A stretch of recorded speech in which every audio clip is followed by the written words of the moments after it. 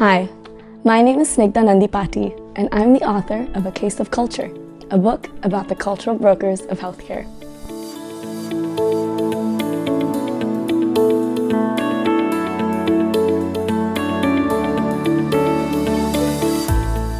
This book explores the intersection of culture and healthcare and looks at the role that cultural brokers play in facilitating and enhancing the doctor-patient relationship across cultural differences. I decided to write this book because I found myself in the role of a cultural broker in both my personal and professional lives, and I wanted to share a little bit of the things that I saw and experienced as a cultural broker.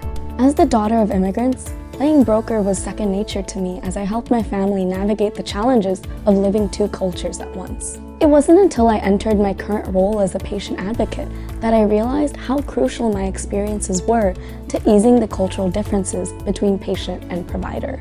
This book includes stories and insights from physicians, patients, language interpreters, social workers, family, friends, and really anyone who has served as a cultural broker in the healthcare setting. One of my favorite stories in the book is about Dr. Shri Narayana, who's an Indian-American hospitalist at the University of California, San Francisco. One day, her and her team were taking care of this elderly Indian patient who had suddenly fallen unconscious.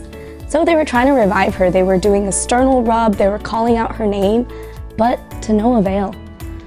Upon seeing that none of these techniques were working, an intern on the team, who was also Indian by descent, stepped up to the patient and assertively called out, "Auntie!"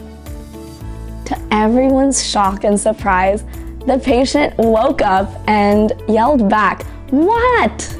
This patient, for whom screaming out her name and performing a painful sternal rub was insufficient, responded to this intern calling her auntie. The auntie effect was beyond medical science, but it worked. The best part? Sirisha and her entire team, all 4 tall white men, began to call the patient auntie. The intern was right.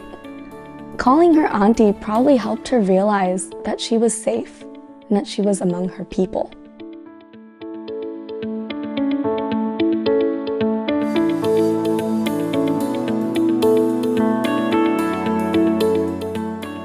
Many people believe that having a cultural broker, having this extra third wheel, gets in the way of the sacred patient-doctor relationship.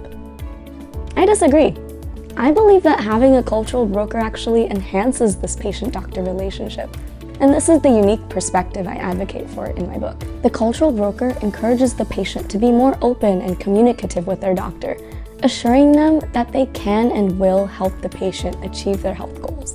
Likewise, the cultural broker works with the doctor to help educate them about the cultural beliefs that might interfere with the care that's being provided.